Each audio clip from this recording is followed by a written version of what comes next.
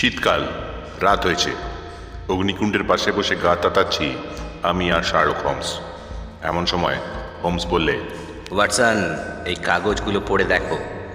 অসাধারণ case, Gloria স্কটের সব কথা লেখা আছে। আর এই খবরটা পড়েই আঁতকে উঠে মারা গিয়েছিলেন সমাজের মাথা ট্রেভার। ড্রয়ার খুলে একটা রংচটা ছোট্ট চোঙা বার করলো বন্ধুবর। ভেতর থেকে বেরোলো স্লেট পাথরের মতন ধূসর এক টুকরো কাগজ। কাগজটায় টানা হাতে লেখা এক বিচিত্র সংবাদ। খেল মুরগি আবার খতম। মুরগিওয়ালা বুড়ো হাডসন কাঁদছে। যত সব গাধার দল। বলে কিনা চালান দিয়েছে লন্ডনে।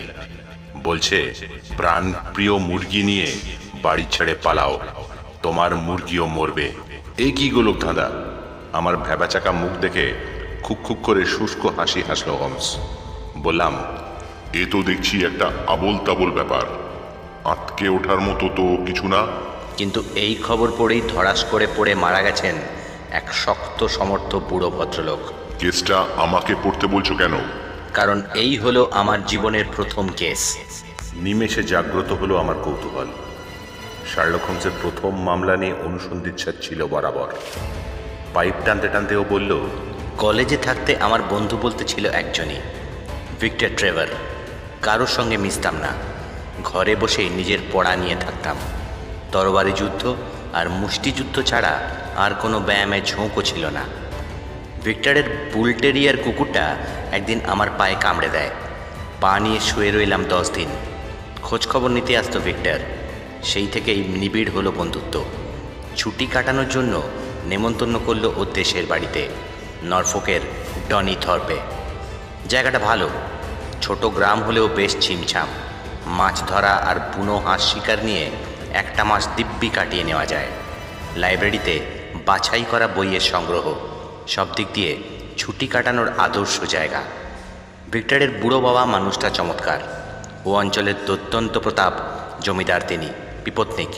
ভিক্টর ছাড়া সংসারে আর কেউ নেই। এক মেয়ে ছিল, ডিপথেরিয়ায় মারা গেছে। বৃদ্ধ হলেও বেশ শক্ত সমর্থ। নীল নীল চোখে ভয়ঙ্করের ইশারা, রোদে পোড়া তামাটে রং। সারা জীবন তিনি প্রকৃতির মধ্যে কাটিয়েছেন। যা কিছু শিখেছেন সারা পৃথিবীতে টহল দিয়ে শিখেছেন। বই পড়া বিদ্যে বিশেষ নেই। গ্রামের লোক কিন্তু তাকে মাথায় করে রাখে দরাজ হৃদয়ের জন্য। ডনি থর্পে যাওয়ার দিন কয়েক পরের ঘটনা। রাত্রে খাওয়ার পর টেবিলে বসে গল্প গুজব করছি। আমার বিশ্লেষণী শক্তি আর পর্যবেক্ষণ ক্ষমতার গল্প বলছিল ভিক্টর। তখনও অবশ্য জানতাম না এই শক্তিকে ভবিষ্যতে কি কাজে লাগাবো। ভিক্টরের বাবা সব শুনে মুচকি হেসে বললেন, বেশ তো, আমার সম্বন্ধে দেখি কি বলতে পারো। গত 1 বছর ধরে মার খাবার ভয়ে আধখানা হয়ে আছেন আপনি। হাসি মিলিয়ে গেল বুড়োর মুখ থেকে। চোখ বড় বড় করে কিছুক্ষণ চেয়ে রইলেন আমার দিকে। তারপর ঢোক গিলে বললেন, খাঁটি কথা। গত বছর চোরা শিকারীদের দলটা তছনছ করার পর থেকে আমাকে চোরাগোপ্তা করার ফিকিরে ঘুরছে ওরা। স্যার এডওয়ার্ড হবিকেও তো ছুরি মেরেছে। আমাকে হুঁশিয়ার থাকতে হয় সেই কারণেই। কিন্তু বাবা হোমস, তুমি জানলে কি করে? আপনার লাঠি দেখে। লাঠির ওপর খোদাই করা তারিখটা 1 বছর আগেকার। 1 বছর আগে কেনা লাঠির মাথায় কিন্তু ছেঁদা করে তরল শীষে ঢেলে সাংঘাতিক হাতিয়ার বানিয়েছেন। মারধরের ভয় না থাকলে এরকম অস্ত্র অষ্টপ্রহর কেউ সঙ্গে রাখে না। আর কি জানো বলো? বয়সকালে খুব বক্সিং লড়েছেন। নাক দেখে বললে বুঝি? ঘুষি খাওয়া থ্যাবড়া নাক নাকি? কান দেখে বললাম। বক্সারদের কানের মতো আপনার কানটাও চ্যাপ্টা আর পুরু। আর কিছু? খোঁড়াখুড়ি করে হাতে কড়া ফেলেছেন। সোনার খনি থেকেই যে এত টাকা করেছি। নিউজিল্যান্ডে ছিলেন এককালে। একেবারে ঠিক। জাপানেও ছিলেন। ঠিক ঠিক। এমন একজনকে আপনি চিনতেন যাকে আপনি মন থেকে ঝেড়ে ফেলবার অনেক চেষ্টা করছেন। তার নামের প্রথম দুটো অক্ষর জে এ। চেয়ার ছেড়ে আস্তে আস্তে উঠে দাঁড়ালেন মিস্টার ট্রেভার। বিশাল নীল চোখে ভয়ঙ্করভাবে চেয়ে রইলেন আমার দিকে। তারপরে দড়াম করে মুখ থুবড়ে পড়লেন এঁটো কাটা ছড়ানোর টেবিলের উপরে। দেখলাম অজ্ঞান হয়ে গেছেন। এমন একটা কাণ্ড হবে ভাবতেই পারিনি। যাই হোক, চোখে মুখে জল দেওয়ার পর তো উঠে বসলেন। কাষ্ঠ হেসে বললেন, বাইরেটা আমার শক্ত হলেও ভেতরটা খুবই কমজোরি। হোমস, কিভাবে এত অনুমান করো জানি না, কিন্তু পৃথিবীর শ্রেষ্ঠ গোয়েন্দা হওয়ার ক্ষমতা তোমার আছে এবং গোয়েন্দাগিরি তোমার পেশা হওয়া উচিত। গল্পের বা বাস্তবের কোনো গোয়েন্দাই তোমার কাছে পাত্তা পাবে না। ওয়াটসন, সেই প্রথম মনে হলো শখ করেও যদি এই বিশ্লেষণিক শক্তিকে কাজে লাগাই, 2 পয়সা রোজগার করা অসম্ভব হবে না। মিস্টার ট্রেভার বললেন, এত কথা জানলে কি করে হোমস? দেখলাম চোখের তারায় তখনও আতঙ্ক থিরথির করে কাঁপছে। আপনি আস্তিন গুটোতেই দেখেছি কনুইয়ের ভাঁজে জে এ এই অক্ষর দুটো উল্কি দিয়ে লেখা, কিন্তু বেশ আবঝা। ছাল তুলে লেখাটা মুছে ফেলবার চেষ্টা করা হয়েছে। তাই বললাম, এককালে আপনার নামটা প্রাণে গাঁথা ছিল, পরে ভুলতে চেয়েছেন। শুনে হাঁপ ছেড়ে বাঁচলেন মিস্টার ট্রেভার। বললেন, আশ্চর্য ক্ষমতা বটে তোমার। সেই দিন থেকে কিন্তু বুড়ো সন্দেহের চোখে দেখতে লাগলেন আমাকে। সবসময় ভয়, যেন আরও অনেক জেনে ফেলেছি বা জেনে ফেলতে পারি। ভিক্টর শুদ্ধ ব্যাপারটা লক্ষ্য করেছিল।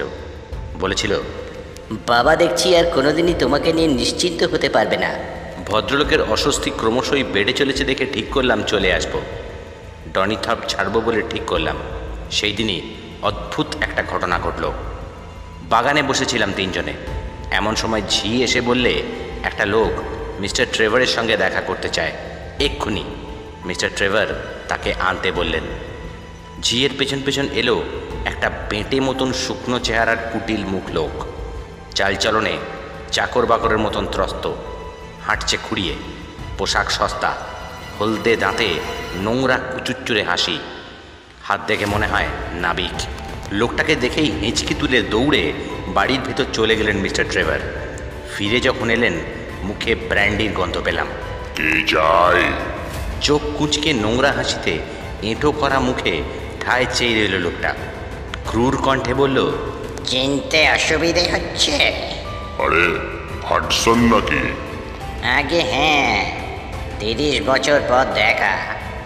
বেশ তো ঘর বাড়ি বানিয়ে জাঁকিয়ে বসেছেন দেখছি। শুকনো মাংস আর কদিন চিবই বলুন তো? তাই কি হয়, তাই কি হয়? বলেই হেঁট করে লোকটার কানে কি যেন বললেন মিস্টার ট্রেভার। তারপর জোর গলায় বললেন, পুরনো দিনের কথা কি ভোলা যায়?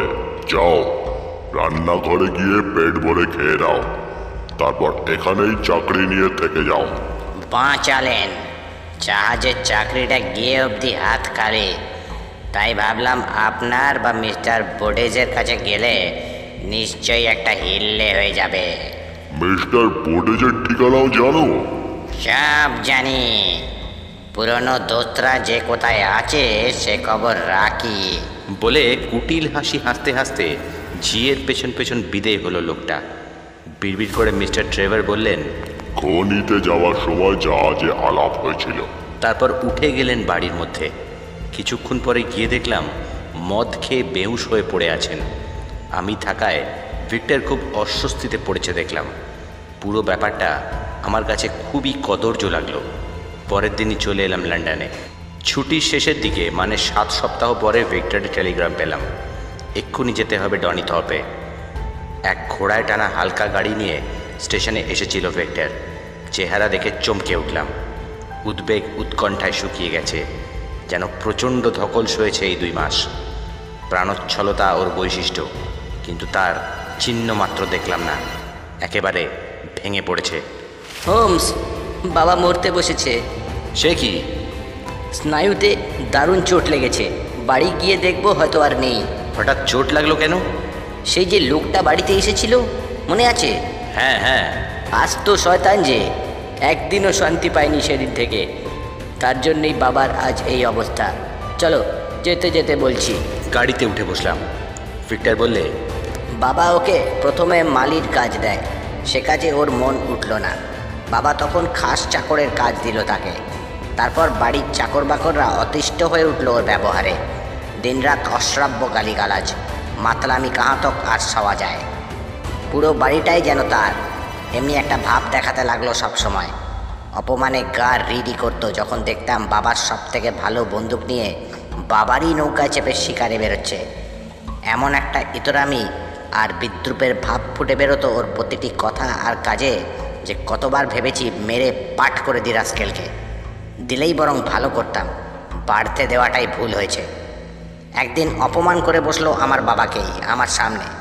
সেদিন ঘাড় ধাক্কা দিলাম ঘর থেকে, ভীষণ চোখে বেরিয়ে গেল সে। পরদিন বাবা এসে বলল হাডসনের কাছে আমাকে ক্ষমা চাইতে হবে। খুব ঝামেলায় পড়েছি ভিক্টর, একদিন সব জানতে পারবি। সারাদিন ঘর থেকে বেরোলো না, দেখলাম এক নাগাড়ে লিখে চলেছে। সন্ধ্যের দিকে হাডসন এলো ঘরে। আমরা তখন খাওয়া দাওয়া সেরে বসে আছি। বাজখাই গলায় বললে, এখানে আর নয়, এবার চললাম মিস্টার বোর্ডেজের কাছে, তিনিও আমাকে মাথায় তুলে রাখবেন। বাবা যেন সিটিয়ে গেল কথাটা শুনে, বলল, রাগ করে যাচ্ছ না তো? বিষ চোখে আমার দিকে তাকিয়ে হাডসন বললে, এখনো কিন্তু ক্ষমা চাওয়া হয়নি আমার কাছে। ভিক্টর, হাডসনের মতন লোক হয় না, ক্ষমাটা চেয়ে নাও। আমি বেঁকে বসলাম, রক্ত চোখে তাকিয়ে দেখে নেব বলে শাসিয়ে বেরিয়ে গেল হাডসন। আধ ঘন্টা পরে বিদায় হলো বাড়ি থেকে। সেই দিন থেকে বাবা যেন অস্থির হয়ে পড়ল, সারা রাত ঘুমোতো না, ঘরে পায়চারি করত। গতকাল একটা অদ্ভুত ঘটনা ঘটল। ফ্রুটিবিজ পোস্ট অফিসের ছাপ মারা একটা খাম এলো বাবার নামে। চিঠি পড়ে বাবা কপাল টুকতে টুকতে উন্মাদের মতন ঘরময় দৌড়তে লাগলো। জোর করে শুইয়ে দিলাম বটে, কিন্তু মুখের চেহারা দেখে বুঝলাম প্যারালাইসিস আরম্ভ হয়েছে মুখের এক পাশ থেকে। দারুণ আঘাতে স্ট্রোক হয়ে গেছে। ডাক্তার এলো, পক্ষাঘাত ক্রমশ ছড়িয়ে পড়ল। সেই থেকে এখনো পর্যন্ত জ্ঞান ফেরেনি। জানি না ফিরে গিয়ে জীবিত অবস্থায় দেখতে পাবো কিনা। কি সাংঘাতিক কথা! কি ছিল চিঠিতে? বলতে বলতে গাড়ি পৌঁছে গেল বাড়িতে। পড়ন্ত আলোয় দেখলাম সব জানলা বন্ধ। কালো পোশাক পরা ডাক্তার বেরিয়ে এলো বাইরে। বললেন, ভিক্টর, তুমি বেরিয়ে যাওয়ার পরেই উনি দেহ রেখেছেন। মৃত্যুর আগে জ্ঞান ফিরে পেয়ে তোমাকে একটা কথা বলতে বলে গেছেন। শোকে দুঃখে ভিক্টর তখন পাথর। কোনো মতে বলল, কি? কাগজপত্র জাপানি ক্যাবিনেটের পিছনে রইল। ডাক্তারের সঙ্গে ভিক্টর গেল ভেতরে বাবার মৃতদেহের কাছে। প্রায় অন্ধকার ঘরে বসে মিস্টার ট্রেভারের দুর্দান্ত অতীত এবং আমার মুখে জে এ নামের অত্যক্ষর বৃত্তান্ত শুনে তার জ্ঞান হারিয়ে যাবার ব্যাপারটা ভাবতে লাগলাম। কদাকার হাডসনের আবির্ভাবে তিনি ভয় পেয়েছিলেন। হাডসন চলে যাওয়ার পরও আরও ঘাবড়ে গিয়েছিলেন। মিস্টার বোর্ডেজের কাছে গিয়ে এই হাডসন তাহলে ব্ল্যাকমেল শুরু করেছে, এবং চিঠিখানায় সেই খবর পেয়েই নিশ্চিত আর সইতে পারেননি। চিঠিখানা দেখতে পেলে এ রহস্যের কিনারা করা যেত। এমন সময় ঝি এলো আলো হাতে। পিছনে ভিক্টর, ওর হাতে একরাশ কাগজপত্র আর একটা চিঠি। সবই তোমাকে এনে দিলাম। চিঠিখানা তখনই পড়লাম। খেল মুরগি এবার খতম। মুরগিওয়ালা বুড়ো হাডসন কাঁদছে। যত সব গাধার দল। বলে কিনা চালান দিয়েছে লন্ডনে। বলছে, প্রাণপ্রিয় মুরগি নিয়ে বাড়ি ছেড়ে পালাও, তোমার মুরগিও মরবে। প্রথমবার পড়ে তোমার মতোই ভ্যাবা চাকা খেয়ে গেলাম। আবার পড়লাম। নিশ্চয়ই সংকেতে লেখা চিঠি। আগেই আঁচ করেছিলাম। শব্দগুলো আসলে বেড়া জাল। আসল মানেটাকে ঢেকে রেখে দিয়েছে। মুরগি কথাটার বিশেষ কোনো অর্থ কি ঠিক করা ছিল আগে থেকে? হাডসন শব্দটা দেখে স্পষ্ট বোঝা যাচ্ছে পত্রলেখক মিস্টার বোর্ডেজ। হাডসন নয়। পেছন থেকে পড়লাম। একটা শব্দ ছেড়ে ছেড়ে পড়লাম। তারপরেই ফর্সা হয়ে গেল। দেখলাম প্রথম শব্দের পর দুটো করে শব্দ ছাড়তে হবে। ছোট্ট চিঠি, কিন্তু ভয়ঙ্কর। বুড়ো ট্রেভার অকারণে ঘায়েল হননি। চিঠিটা হলো, খেল খতম। হাডসন সব বলে দিয়েছে। প্রাণ নিয়ে পালাও, মরবে। ভিক্টরকে জিজ্ঞেস করলাম, মিস্টার বোর্ডেজ কে? ফি বছর শরৎকালে বাবা ওখানে যেত শিকার করতে। এই চিঠি তিনিই লিখে তোমার বাবাকে সাবধান করে দিয়েছেন। তিনি নিজেও বিপদে পড়েছেন। হাডসন কি এমন গোপন কথা ফাঁস করে দিয়েছে যার জন্য দুজন সম্ভ্রান্ত মানুষ এতটা ভয় পেয়েছেন? তা জানা দরকার। হোমস, সে কাহিনী নিশ্চয়ই বড় মুখ করে বলার নয়। নিশ্চয়ই বিরাট কোনো অপরাধের ইতিহাস। জানি কলঙ্কের শেষ থাকবে না। হাডসন দেখে নেব বলে শাসিয়ে যাওয়ার পর বাবা সব লিখেছিল। তুমি পড়ো, আমার সাহস নেই। ওয়াটসন, সেদিন যেভাবে এই কাগজ থেকে আশ্চর্য সেই কাহিনী ভিক্টরকে পড়ে শুনিয়েছিলাম, আজও তোমাকে সেইভাবেই পড়ে শোনাচ্ছি। শোনো। ওপরে লেখা 1885 সালের 8ই অক্টোবর ফলমাউথ থেকে গ্লোরিয়া স্কট জাহাজ রওনা হওয়ার পর 15 ডিগ্রি 29 মিনিট নর্থ ল্যাটিচিউডে ও 25 ডিগ্রি 14 মিনিট ওয়েস্ট লঙ্গিচিউডে পৌঁছে 6ই নভেম্বর জাহাজ ধ্বংস হয় কিভাবে তার বর্ণনা। প্রিয় ভিক্টর, যে অপরাধ আমি করেছিলাম তার শাস্তি পেতে চলেছি। মান সম্মান ধুলোয় লুটোতে চলেছে। সব তোমাকে জানিয়েছি। পড়বার পর পুড়িয়ে ফেলো। হয় আমাকে গ্রেপ্তার হতে হবে, অথবা আঘাতের আকস্মিকতায় মারা যেতে পারি। সেক্ষেত্রে এই কাহিনী নিয়ে লুকোছাপার আর দরকার নেই। আমার নাম ট্রেভার নয়, জেমস আর্মিটেজ, অধ্যক্ষর JA। কনুইয়ের ভাঁজে উল্কি দিয়ে লেখা আদ্যক্ষর দুটো মুছে ফেলার চেষ্টা করেও পারিনি। তোমার বন্ধু ধরে ফেলেছিল। ভয় হয়েছিল, হয়তো আমার গুপ্ত কাহিনী সে জানে। জেমস আর্মিটেজ নামে আমি লন্ডনের এক ব্যাংকে চাকরি করার সময় ব্যাংকের তহবিল তছরূপ করি। একটা দেনা শোধ করার জন্যই এই কুকর্ম করেছিলাম। আর একটা টাকা পাওয়ার আশা ছিল, সেটা পেলেই ব্যাংকের টাকা ব্যাংকে ফিরিয়ে দিতাম। কেউ জানতে পারতো না, কিন্তু সব ফাঁস হয়ে গেল। প্রত্যাশিত টাকা আর পেলাম না। চুরির দায়ে মাত্র 23 বছর বয়সে 37 জন অপরাধীর সঙ্গে শেকলে বেঁধে আমাকে চালান করা হলো অস্ট্রেলিয়ায়, গ্লোরিয়া স্কট জাহাজে। জাহাজটা কাঠের, ভীষণ ভারী। সেকেলে জাহাজ বলে চীন দেশের চায়ের কারবারে কাজে লাগতো। সব শুদ্ধ লোক ছিল 100, 38 জন কয়েদি, বাদ বাকি নাবিক, সৈন্য আর জাহাজি অফিসার। সময়টা 1855 সাল। ক্রিমিয়ার যুদ্ধ চলছে। কয়েদি জাহাজের অভাবে এই জাহাজটাই কাজে লাগালো সরকার। কয়েদি জাহাজ নয় বলেই ঘরের দেওয়ালগুলো হালকা কাঠ দিয়ে তৈরি, তেমন মজবুত নয়। আমার পাশের ঘরে 6.5 ফুট লম্বা একজন কয়েদি থাকতো। ভীষণ হুল্লোড়বাজ, সব সময় হইচই করত। দেমাকি, পরিষ্কার মুখ, পাতলা নাক, চওড়া চোয়াল। মনের জোর যে খুব বেশি, ওই অবস্থাতেই অত ফুর্তি করত দেখেই বোঝা যেত। একদিন রাতে কানের কাছে শুনলাম তার খাটো কণ্ঠস্বর। দেখি কি, মাঝের পাতলা দেওয়াল ফুটো করে ফেলে মুখ বাড়িয়ে আছে সে। পরিচয় হলো তখনই। তার নাম জ্যাক পেন্ডারগাস্ট। বড় ঘরের ছেলে, কিন্তু অপকর্মে ওস্তাদ। লন্ডনের বেশ কয়েকটা কারবারি মানুষের পকেট হালকা করে দিয়েছিল অদ্ভুত কৌশলে। ওর মুখেই শুনলাম ধরা পড়লেও সে নগদ 2.5 লক্ষ পাউন্ড সে লুকিয়ে রেখেছে পরে ভোগ করবে বলে। ফিসফিস করে বললে, ওহে, তুমি কি মনে করো এই পচা কাঠের চীনের জাহাজে আমি মরতে এসেছি? টাকা যখন আছে তখন তা ভোগও করব। দেখো না কি করি, ঠিক পালাবো। তোমারও একটা হিললে হবে। তারপর জানলাম 12 জন কয়েদির সঙ্গে জাহাজ দখলের ষড়যন্ত্র করেছে জ্যাক পেন্ডারগাস্ট। আমার বাঁদিকের কেবিনের ইভান্স বলে কয়েদিও আছে সেই দলে। সে এখন দক্ষিণ ইংল্যান্ডে রাজার হালে থাকে। আমার মতোই নাম পাল্টেছে। ষড়যন্ত্রের মূল হোতা জাহাজের পুরুত ঠাকুর স্বয়ং, জ্যাকের পুরনো দোস্ত। জলের মতন টাকা ঢেলে সে হাত করেছে নাবিকদের। 2 জন ওয়ার্ডার আর 2 জন মেয়েটও হাতে এসে গেছে। সৈন্য, ডাক্তার, ক্যাপ্টেন, লেফটেন্যান্টের নিয়ে 25 জন জানে না এই চক্রান্ত কাহিনী। তারাই আমাদের শত্রু। এই কয়েকজনকে খতম করে জাহাজ দখল করতে হবে। গুণধর পুরুত ঠাকুর কোটা থেকে নাবিক সাজিয়ে মারদাঙ্গা স্যাঙাতদের জাহাজে তুলেছিল। এখন কয়েদিদের ঘরে ঘরে ব্যাগ ভর্তি ধর্মের বইয়ের সঙ্গে দিয়ে গেল উখো পিস্তল, বারুদ আর গুলি। প্রত্যেকের বালিশের নিচে জমা হলো অস্ত্রশস্ত্র। যেদিন জাহাজ দখল করা হবে বলে ঠিক হয়েছিল, তার আগেই কিন্তু লেগে গেল হাঙ্গামা। সমুদ্রে রওনা হওয়ার 3 সপ্তাহ পরে সন্ধ্যের দিকে একজন অসুস্থ কয়েদিকে দেখতে এসেছিল ডাক্তার। বালিশের তলায় হাত ঠেকে যেতে পিস্তল দেখে ষাঁড়ের মতন চেঁচিয়ে ওঠে সে। বেগতিক দেখে তৎক্ষণাৎ তাকে বেঁধে ফেলা হয় বিছানায়। পিস্তল হাতে ছুটে বেরিয়ে যায় কয়েদিরা। দমাদম গুলি চালিয়ে জনা 6কে খুন করে ফেলা হয় চক্ষের নিমেষে। ক্যাপ্টেনের খুলি উড়িয়ে দেয় পুরুত ঠাকুর নিজে। ব্যাস, জাহাজ দখলে এসে গেল ভেবে আনন্দে আত্মহারা সবাই। বড় কেবিনে মদের বোতল খুলে সবাই যখন গলায় মদ ঢালছি, এমন সময় এক ঝাঁক গুলি উড়ে এলো ঘরের মধ্যে।